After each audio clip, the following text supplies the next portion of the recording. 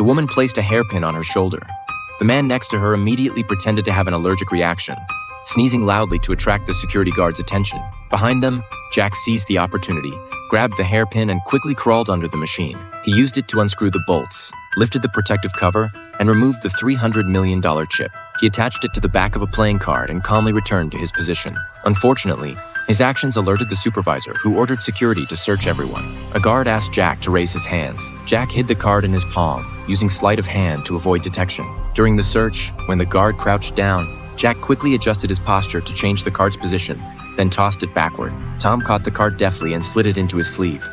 As guards continued checking him, he leaned slightly, controlling the card's movement with his muscles. Annie approached, and Tom let the card slip from his sleeve onto the floor, where it stuck perfectly to Annie's shoe. She pretended to trip and quietly removed the card. With all teammates being searched, Annie could only hide the card in her hair, then slipped it inside her clothing when she turned around. The guards noticed nothing unusual.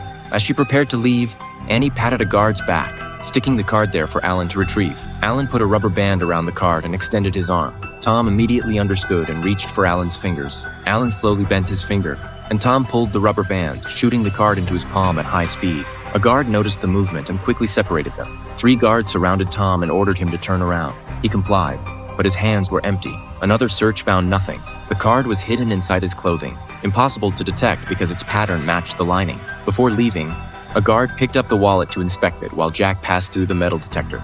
At that moment, the playing card was in Alan's hand, who signaled Jack to act. As Jack pretended to retrieve his wallet, Alan threw the card when the guard handed over the wallet, using the alarm sound as cover while the card flew through the security gate. Annie covered the card with her clothing, and the team successfully passed security, leaving with the priceless chip.